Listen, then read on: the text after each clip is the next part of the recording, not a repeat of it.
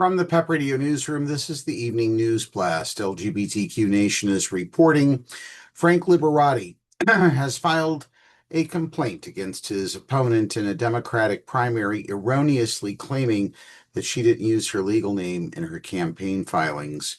The move has been called out as a transphobic attempt to remove Joanna Whaley from the ballot, with her supporters criticizing Liberati for weaponizing transphobia. The Michigan Legislative LGBTQ Caucus denounces Frank Liberati's meritless transphobic attempt to remove Joanna Whaley from the primary election ballot, the caucus said in a statement. During a time of increasing and relentless attacks on the trans community, submitting this sort of meritless challenge to the Wayne County Clerk serves no purpose but to stoke the flames of transphobia for personal political gain. Liberati, a Michigan Democrat who is running in a primary contest against Whaley for Michigan's 2nd House District. From 2015 to 2021, he represented Michigan's 13th House District, and his brother, Tullio Liberati, is the retiring representative for the 2nd District. Whaley was encouraged by her community to run for public office after speaking at protests and serving as an inclusive pastor.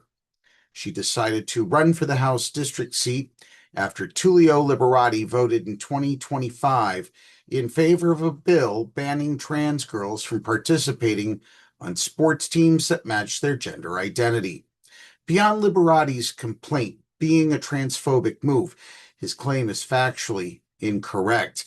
Liberati based his complaint on a petition for a name change filed by Whaley in 2023, which lapsed without being granted. However, since then, Whaley was able to legally change her name through the courts. Liberati was likely unable to find those filings because the court records were sealed to protect Whaley from dead naming or this very sort of attack as she became a more public figure.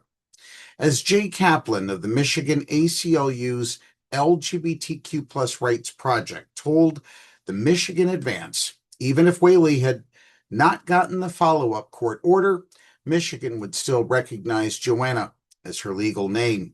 The state has provisions for a common law name change, which means that if someone adopts a new name for more than 5 years and uses it publicly for non-fraudulent purposes, that name becomes their legal name.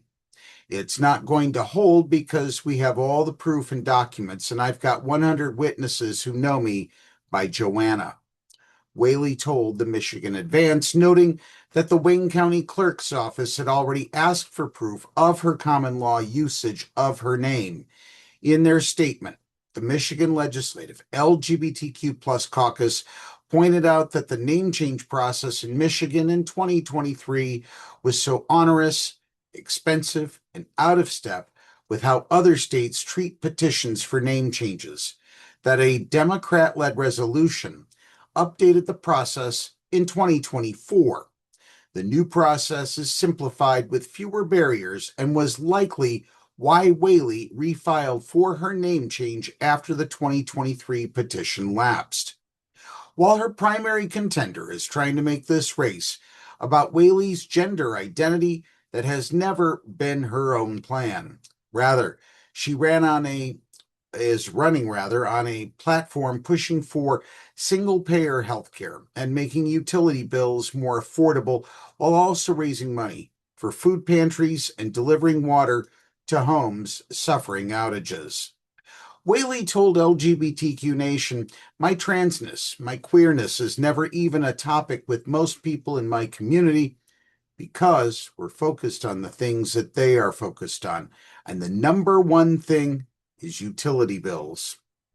Whaley has earned endorsements from the LGBTQ Victory Fund, Run for Something, Her Bold Move, and Families United for Trans Rights. While her primary opponent attempts to push her off the ballot with a transphobic attack, Whaley is more worried about literal physical attacks during this time of heightened anti-trans rhetoric, telling LGBTQ Nation that her biggest campaign expense is currently our own security.